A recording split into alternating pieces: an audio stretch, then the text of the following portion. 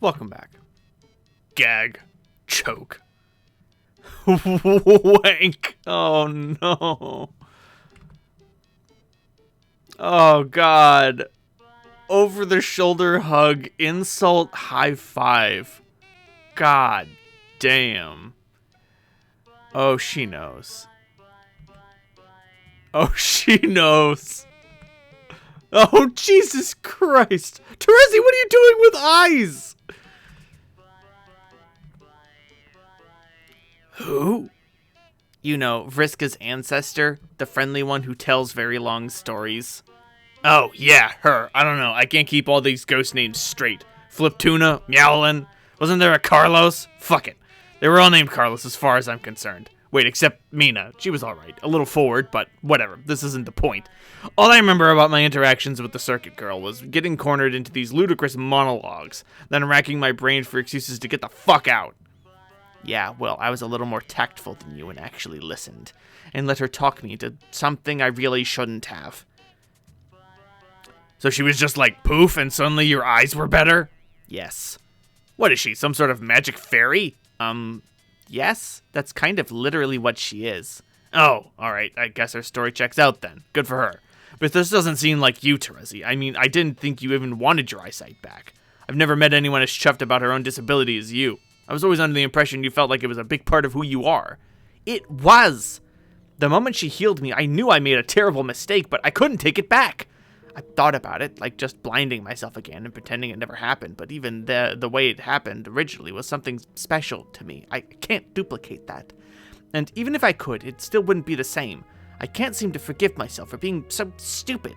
For some reason, I thought it was a good idea to take the only cool and unique thing about myself and fix it. What was I thinking? Whoa. The only cool thing about you? Terezi, I want to be understanding, but I can't get behind some of the shit you're saying about yourself here. What made you start unraveling like this? I think it was when we started meeting our ancestors, and I thought they were all cooler and older and more interesting than us, even though they probably weren't. They had a lot of problems and insecurities too, but I guess the kind that older kids have. And when you're younger, you don't really recognize them as problems. You look at those things as just a part of what it's like being someone who's more interesting and grown up than you. Maybe since I'm not as young anymore, I guess I can see that now, but I was stupidly awestruck by some people who were not so impressive in retrospect, and I made a really dumb mistake. Wait, we met all those people like kind of a long time ago. How long have you been hiding this from everyone? I don't know, a year or something? And I wasn't hiding it, I just didn't tell anybody. Yeah, that's what hiding it means! But you usually can't see my eyes anyway, because of my glasses, duh. I know, but not telling anybody that is still being pointlessly secretive. You could have said, hey Carcat, I fucked up and now I can see again. Maybe we can talk about this so I don't go into a tragic downward spiral and make you worry about me for no reason. I'm sorry!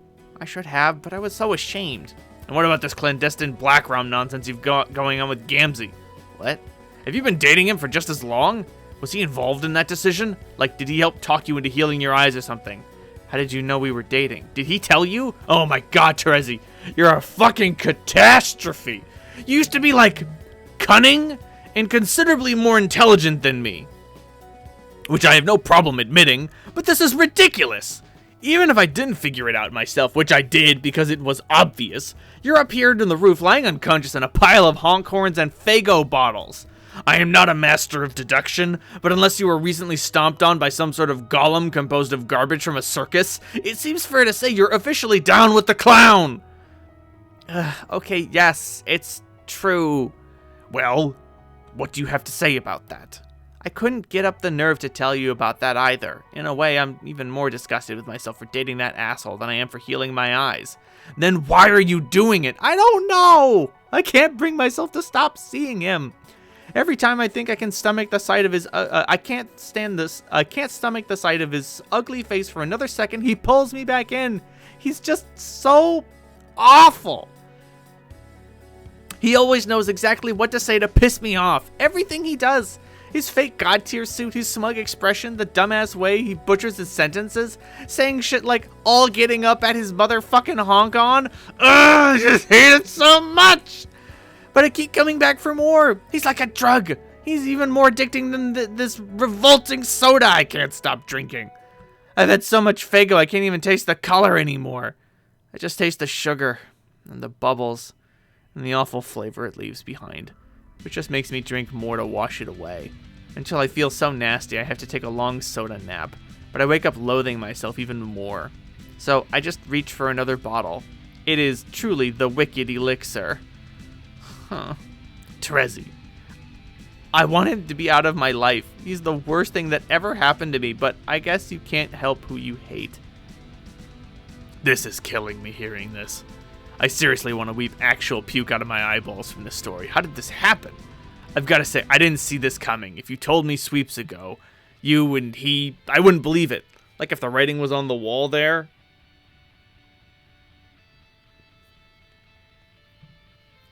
Pardon me. I sure as fuck didn't read it. Yeah, it snuck up on me too. It didn't help that he terrorized us when we were hiding from Jack, right under my nose too. Somehow I didn't put the pieces together at the time and let him get away with murder. And gradually I started having these uncontrollable thoughts about him.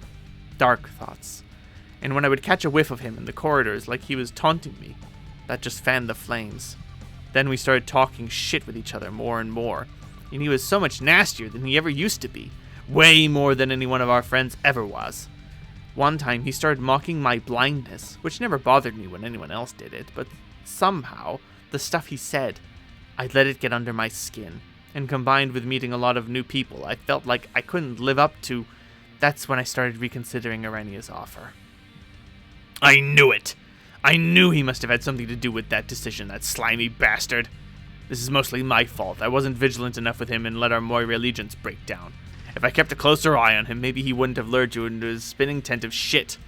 No, you shouldn't feel like... Or maybe it's Kanaya's fault? She's always been a really good auspicious. Maybe she could have prevented this if she wasn't so preoccupied herself. No, wait, it's actually my fault again. If I had been on the ball and auspicized between her and Rose, she would have had the time to auspicize between you and Gamzee. Damn it! I always say I don't know so much about romance, yet I routinely underestimate its complexity. So I only figure out what to do after it's way too late. God, I'm so stupid. Black, shut up! It's no one's fault but mine. I'm the one who has to deal with this.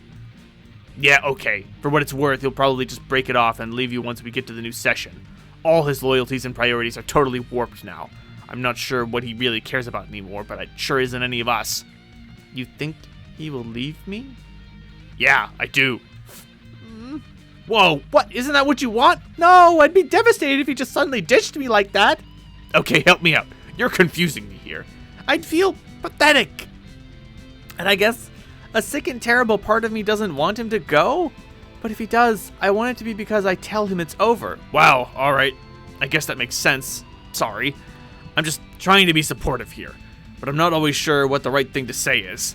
I'm doing my fucking best. This is complicated for me too. You're both my friends. I know. And I appreciate your intentions, Karkat. Maybe it would be better if you weren't sitting up there in that backwards chair while you talk to me. What? Why? Yeah, dude, you should probably ditch the chair. What the fuck's wrong with the chair? Or at least sit on it front ways. Or offer her another chair? I don't know, it's kind of dumb affectation in this context. No, look, it's casual and relaxed. Like, it visually conveys that my presence in the conversation is humble and non-threatening, yet frank and attentive. What the fuck do you want from me? To sit on the goddamn floor. Why should I squat on the dirty floor? What difference does it make? So you can be on the same vertical plane with your friend while you exhibit compassion for her grody clown problem. Dave, it's fine. Never mind about the chair. I don't really care. It just struck me as a bit distractingly silly, that's all. Okay, wow, fine. Fuck the chair. Pardon me for making myself comfortable. I sincere heart-to-heart discussion with dear friend in need. Oh, make myself comfortable during a sincere heart-to-heart discussion with a dear friend in need. But the time has come for me to cease straddling this deeply offensive piece of furniture. Away with ye, four-legged temptress. Distract us no more with the most basic and utilitarian form of creature comfort you supply. Karkat just threw a tantrum about a chair. I just won Karkat tantrum bingo. At last, we are free from the accursed instrument of ass elevation. Where'd you even get that chair? Did you steal it from the common area? Unlike everyone else, I happen to make a practice of cataloging items which might be convenient on a day-to-day basis. Say I'm strolling around and find myself in need of a place to sit. Bam! Suddenly a chair. And no, I didn't steal it. How can I steal something from the common area? Nobody actually owns any of that fucking furniture. It's why it's called a common area, you accusatory piece of filth. That sounds like communism. Are you communist or something? Actually, that makes perfect sense with your sickle and all. What are you talking about? Wait, John has a hammer. Oh shit, it's all adding up. When you arrive, are you going to team up with John and seize the means of production? You appear to be jump-starting a facetious discussion about some sort of human economic ideological framework, without having the slightest clue that your vehicle is parked squarely in the nobody gives a fuck zone. I'm just saying. First chairs, what next? See, I'm all about private property and pocketing dough. Do you have any idea how rich I am? I'm a man of means, motherfucker. What is your point? Just don't come after my boonies, dude. Or should I say, Carcap Marks. You aren't being serious right now, are you? These are not the words of a serious person. I was having a serious discussion, like a big-time adult with my good friend Terezi. Your callous and nonsensical remarks are derailing us from the delicate subject at hand. Why don't you be useful and say something reassuring to our sad mutual buddy, you wailing jet engine of infantile stultilinquents? I don't have much to say about this. Kinda gotta recuse myself on the matter. I'm all kinds of on record as being squicked out by the idea of hate relationships, so I got no point of reference for gauging when one is fucked up the way that's normal for trolls or if it's fucked up because it's actually fucked up and terrible. This is like some ex-alien boyfriend prime directive shit. I can't intervene because I don't know what I'm talking about, but you do, so I guess keep going. You were saying some pretty good stuff before I started writing your jock about chairs. Tris, do you see what I have to deal with? Actually, I guess you can. You can now literally see what I have to deal with, and experience all due empathy for the fact that I have a douche as a best friend. Yes, I can see. The view from here is douche-tacular. Thank you. So that's it then. No advice at all, smart Alec. Why did I even bring you here for this intermission then? Intermission? Intervention! Sorry, I misspoke. It's not an intervention either. My ghostly head's all beaming out of this crab for moral support, yo. I'm in my homie's corner, even if he's a massive socialist. Terezi, I think can probably figure this out. She grew up alone and blind in a forest. I think she'll manage to bounce out of her juggalo phase. But yeah, Terezi, you should at least quit the fucking soda. Yeah. Okay. Okay? Yes, I'll stop. What, just like that? Sure, it's really fucking gross. I think we're missing the point here. This isn't just about an unhealthy obsession with a foul soft drink. It's about how you feel about yourself. You're barely functional right now. You can't even pick yourself up on the floor and put on a pair of pants. Remember pants, Terezi? You used to love pants. Yeah, pants are pretty great. You used to be a lot of those things. And all of those were good things. But now that we're about to arrive, right when we need you the most, you do a sensational belly flop into a circus vat of your own tangy slobber. Oh, please, what could you possibly need me for? You're an important member of this party. We'll need you to help stand up to Jack and whatever else is waiting for us there. I don't think I'll be very useful. Well, not like this, you won't. You've got your own act. You've got to get your act together. No, even then I won't be. I don't have much to offer, even on my best day. What about your mind powers, though? What if we need somebody with mind powers to do some sort of mindy thing? What mind powers? You know, the ones where you flip a coin and something crazy happens. Okay, I don't actually know how it works, but what about that? Pfft, I never developed those powers very well, and it's been a long time since I even thought about them. I don't think they're very valuable, honestly. In fact, all they ever seemed to do was trick me into feeling like I actually knew what I was doing. They actually made me believe I was in control of other people's fates, not even to speak of my own. It was a really dangerous kind of delusion, and now it feels like the only heroic thing I ever did with those powers was use them to justify killing a friend. Huh? Oh, right. And what's worse is, to this day, I'm still not even totally sure if it was necessary. I think I've lost the ability to tell if I'm being punished for what I did or if I'm punishing myself. Well, yeah, of course it was necessary. Even if it wasn't the morally right choice or whatever, it was obviously something that had to happen. That's the cool thing about paradox space. It systematically validates all your mistakes as necessary outcomes. Not even necessary for your own good or personal growth. It's always bigger than you, like your errors in judgment are inseparable from the way reality has to unfold. So it never lets you forget about them, because they were all critical to the big picture, and all your past flaws are like scars. Scars in space-time that never heal, and always serve to remind you that the perfect version of yourself you wish you could be can never exist, because the survival of everyone you care about depends on him not existing. I know all that. It doesn't stop me from wondering, though. It's simple. If you hadn't killed her, you would have withered away in the Doom timeline. Yeah, and sometimes I wish I had. At this point, I think I'd rather be the better person who made the right decision. Even if it also meant being the one to fade away forever. Well, I wouldn't want that. Does that fucking matter to you? Does that factor anywhere into your dreary existential equation? You probably think I'm crazy. Just as crazy as you think I am for dating Gamzee, but I really miss her. No, I don't think you're crazy for that. And yet, if I ever saw her again, there's no way I could talk to her. So a part of me hopes that I never— Ow! Dave, you dick! What? Don't blame me. I can't control the crab. Act 6, Intermission 5, Intermission 3. Oh, Lord. Hey. Looks like little Sebastian's getting in on the charm game. Wait, why did that planet give me 2 elves? You're calling them elves now. Yes. But they're leprechauns, or gnomes, according to some baloney scholars. They can now be additionally referred to as elves, I have decided. Whatever. Why are there 2? Because of the 2-for-1 deal. You sunk the 7th planet on the break. So when you destroyed the 6th planet, you unlocked both the 6th and 7th elf. Now you're on the 8th planet. This one doesn't give you an elf. It doesn't? No. What about a gnome? Nope. What about a leprechaun? No, you get nothing. Why not? Because it's supposed to skip this one and destroy it last. You're just wasting time hanging around here. The clock is still ticking. Alright, but first, I want to get their powers straight. Am I correct in assuming their powers keep getting more useless? Yes. Just as I suspected. I don't even care anymore. I just want to know. So, Orange Hat, we have established, just walks ahead of me all the time. No matter how far off he wanders and gets lost, I always seem to catch up with him. Yes. And Green Hat, he just has a doll with pins in it? Yes. What's up with that? He has a doll with pins in it. And every time you get a new elf, he'll take another pin out. That's all I will tell you. Okay, got it. It's pointless. Moving on. Maroon Hat. I can't tell what his power is. What is his power? He doesn't have a power. Are you fucking kidding me? No. That's a new low, even for these shitheads. But Maroon Hat is pretty smart. You could use him as a high-ranking henchman or something. Being smart isn't a power. Plus, I doubt it. How smart can one of these imbeciles be? You should talk to him and find out. No. Come on. Just a little friendly chat? Fine. I will have a word with him very briefly. Okay. Hey, are you still talking to him? Wow, you guys are really going at it there. What the fuck could you be talking about for so long? This is getting ridiculous. The timer on the next cue ball bomb is ticking away. Okay, I'm back. And?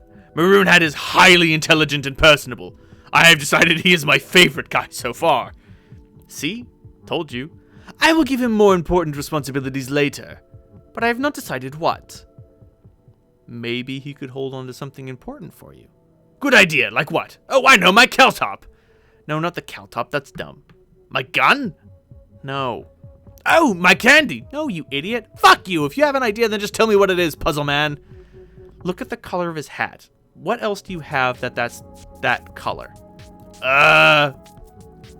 Also, what object can you think of that's kind of shaped like a 7? Oh, of course, a boomerang. I give up. I will make a mental note to secure a boomerang in the future. Yes, it makes so much sense to be a boomerang, thematically, because it always comes back around in one big circle, like all the time shit I'm supposed to be about. Okay, last question. Why is Purple Hat constantly dancing in my presence? Yeah, I guess in retrospect, Purple Hat has always been pretty flirtatious, hasn't he? What? Maybe you should try to be open-minded, though? Have you ever considered a star-heart-horseshoe relationship with someone? Maybe you'll discover you've never truly experienced joy until you've been in a star-heart-horseshoe with a dancing elf. Caliborn has spiked his Caltop on the ground in disgust. I just really like how Crowbar's special power is he's kind of smart.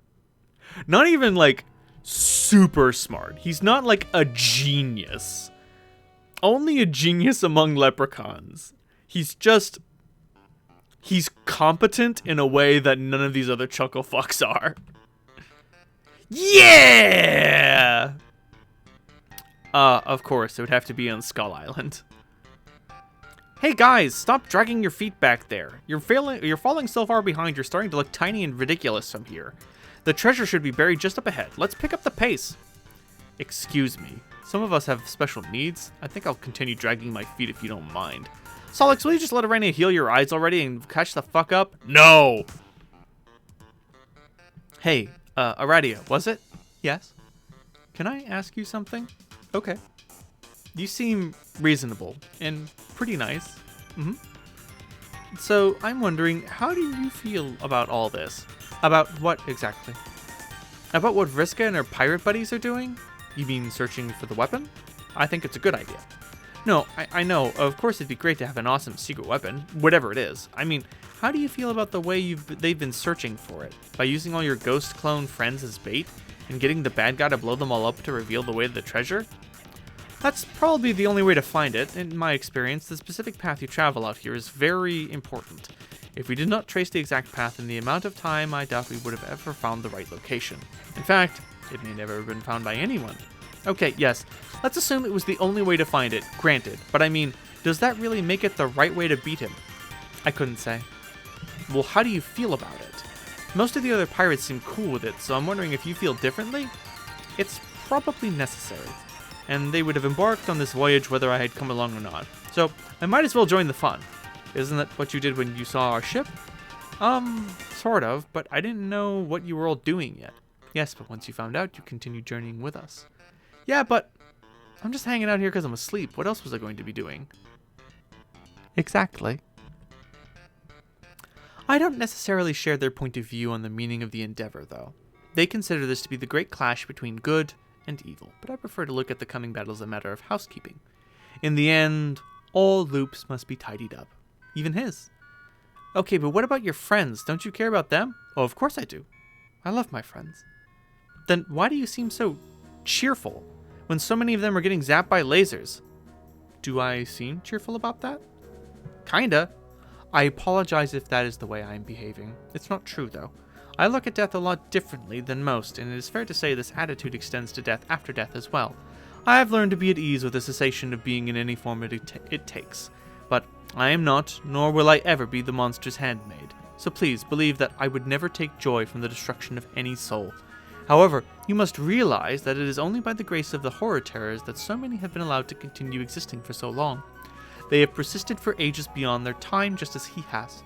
As such, it seems to me his rampage is just another kind of housekeeping.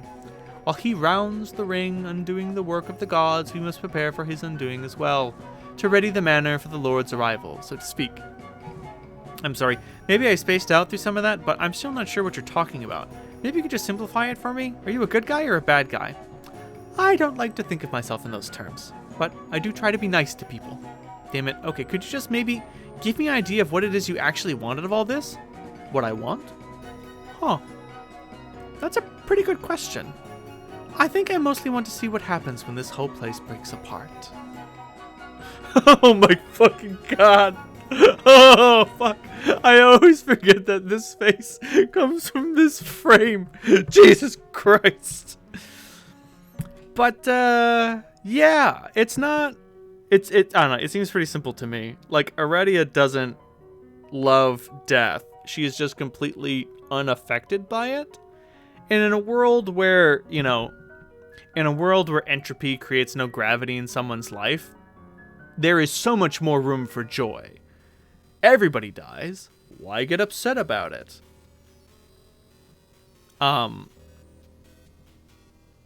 Everything is possible. Everything's eventual. Why would you let it get you down that the universe is being undone? Either it gets undone and we're all dead and we don't have to worry about it, or something amazing happens to stop it from happening. Either way, if you're completely uninterested in the outcome and you're unconcerned about failure, everything's upside. Ugh. Oh my god, you're all so insane. Are you coming or what?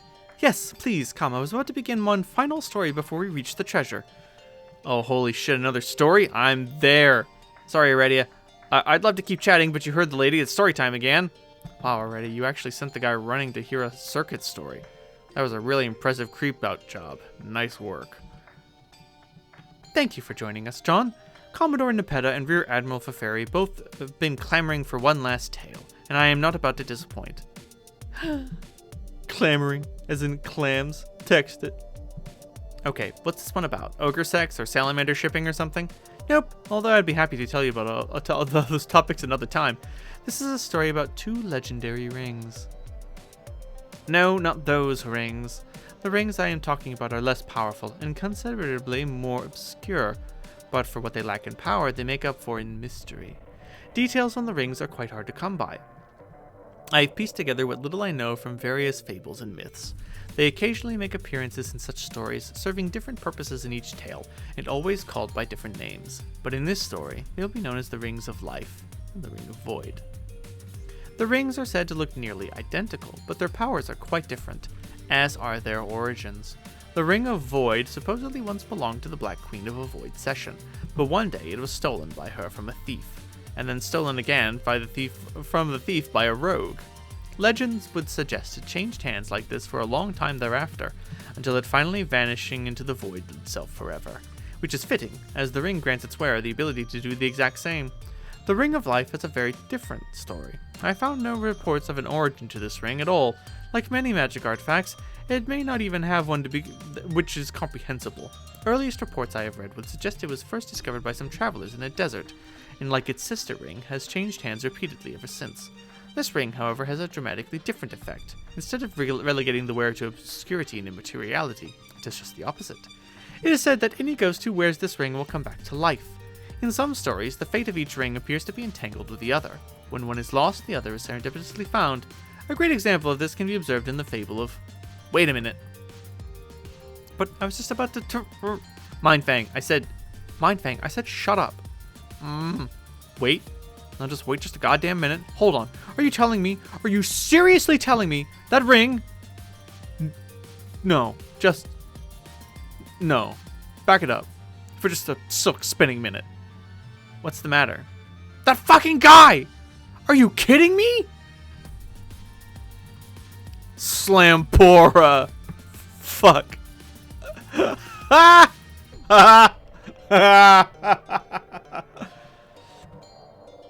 Tavros! What? What did you do with that ring? What ring? Don't play dumb with me. That ring you had. You know, the same one the orange guy tried to give me? I still don't know about this orange guy you mentioned sometimes. You talk about the orange guy, but in reality, he sounds probably fake, like how you thought Rufio used to be, until facts proved he wasn't. You actually think I'm making this up? Why would I make up a story about an orange guy? What kind of juvenile fuck-up do you take me for? The orange guy was real. He was surrounded by a bunch of stupid fucking horses, and he tried to give me a ring, so I knocked him out cold, and then later you found it. No, I didn't. Yes, you did. Don't lie to me. You had the ring, and you and John were fighting over it behind your backs like a couple of idiots for a while. What do you think, I didn't notice? Yes? No, I didn't think you did. Well, I did, and I didn't care because I didn't think the ring did jack shit. But now that I know it does a whole fucking lot, I would like you to stop behaving like a disingenuous, argumentative asshole and tell me where it is. I don't know where it is. It's gone. What do you mean it's gone? I had it, then John had it, and I wanted it back, but he wanted it also, so we argued with our hands over it until he vanished. And I tried to find it on the ground because it was precious to me for a while. Why was it precious to you? Are you telling me you knew what it did? No, I didn't. I just had separate reasons from that, for wanting it. Well, whatever lame reason you wanted that ring, forget it. It's obviously a much more important magical item than either of us gave it credit for. As soon as we get the treasure out of this cave, you're going to lead us back to wherever you lost it, and we're going to look for it. Is that understood, Poop Master Nitrum? No. Yes, I comprehend the literal meaning of your telling, but no. What do you mean, no? That was an order. I think your mean-spirited angriness is making me remember to wonder why I keep wanting to help you and like you. And I think it's making me think I don't really care about finding the ring anymore. Or finding this treasure, or help you do arguably evil things to ghost friends to get your objectives to happen. Tavros, what exactly are you trying to say? I think the bottom line of that is, I don't want to be your poop master anymore.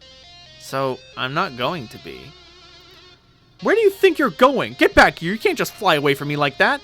Oh, but I can. You forgot about my secret weapon. Behold, the self-esteems! Self-esteems, my ass! I said get back here! If you're gonna go out there alone, you're going to die, you pathetic piece of shit! I'll take my chances, you jerk. Haha, yes! Fly, pupa, fly! Oh yes, so clever.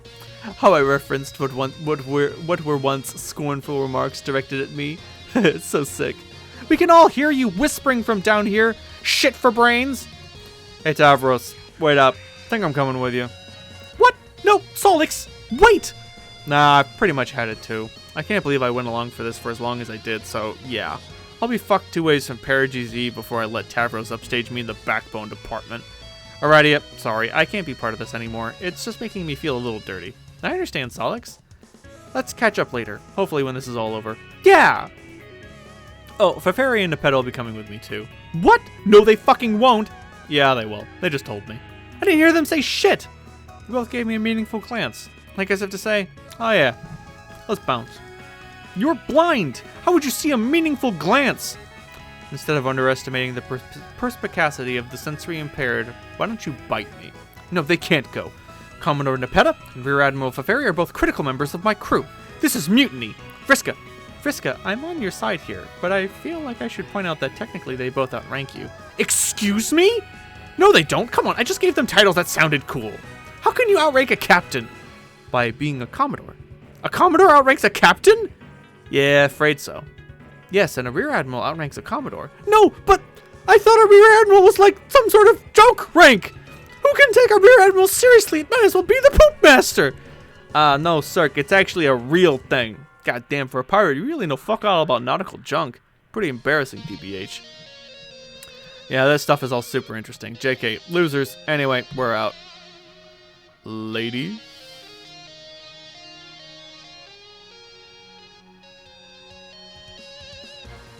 Good riddance, you backstabbing ingrates! I hope Lord English eats you all! Hey, Vriska? What? Actually, you know that ring? Yeah, what about it? I have it now. You do? Where? Let me see! No, I mean, not me. I guess I wasn't wearing it when I fell asleep. It seems to have the power to come with me in and out of my dreams as long as I'm wearing it. That's how I got here in the first place. I had it on when I woke up. You were wearing it? Why? And why were you playing keep away with it in the first place? I mean, aside from the obvious fact that messing with Tavros is its own hilarious reward. I don't know. I guess I liked it. I just wanted to hang on to it for some reason. But I didn't know I would wake up with it. This is perfect. That means all you have to do is put it on when you wake up and then come find me the next time you go to sleep. Yeah, maybe. Maybe? I'll think about it. You'll think about it? Well, yeah, it sounds like an important item, so deciding what to do with it is kind of a big responsibility. It's supposed to bring ghosts back to life, but we don't know how it works. What if it only keeps you alive as long as you're wearing it? That would mean only one ghost could come back. Right, all the better reason to let me use it. But there are a lot of ghosts. I'm just not sure what to do yet. Wait, you're not actually thinking of giving it to someone else, are you? That's my ring. The orange guy gave it to me. Yeah, well, frankly, I don't give a shit about the orange guy. The ring is mine for now, so I'm the one who has to figure out what to do with it. Speaking of waking up, it's probably time I got going to. I'm not trying to join the mutiny or anything, but I do have friends waiting for me out there. John! Wait, I hope we're not parting on bad terms here. You aren't holding all this treasure hunting shit against me like Tavros is, right? We're still cool, right, John? If you have to leave, I get that, but I really want us to stay friends. I always felt like we had a special bond, John. Like we're both always in the position of having to take charge as leaders, even if we never asked for that responsibility. And I don't want to pressure you into anything, but I would really appreciate it if you would at least think about me next time you take a nap with that ring on. It's fine. We can stay friends. I don't really like to make enemies with people, even if they're what? Vriska, I have to... Jesus Christ. Corner Aradia isn't real and can't hurt you. Corner Aradia. Vriska, I have to be honest. Years ago when we first talked, it was a lot of fun to get to know you. And I admit, I thought about you a lot since then, but I guess I never really quite realized how little I actually understood you. During this crazy treasure quest, I tried to reserve judgment. Like, maybe it was just a troll thing I didn't get, but seeing how those other guys felt about it, I think it's more complicated than that.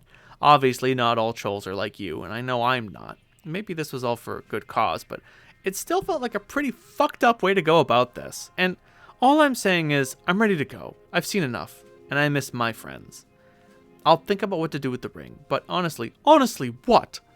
Again, I'm just keeping it real, but if I really think hard about what I would, who I should bring back to life, I don't know if my conscience can justify bringing back someone so dangerous. Fine. Don't give me the ring then. Actually, you know what? Even if you change your mind someday, forget it. I don't even want it anymore. You don't? No. I've been dead this long. What's a little longer? Keep your ring.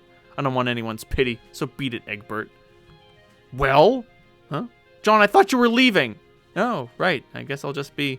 What are you, a fucking idiot? Don't go yet. What? Look, you made yourself perfectly clear. You think I'm a heartless monster, and you don't want to help me out. Whatever. But are you seriously going to check out of this dream like 2 minutes before you see what the treasure is? Holy crap, dude. Where's your sense of curiosity?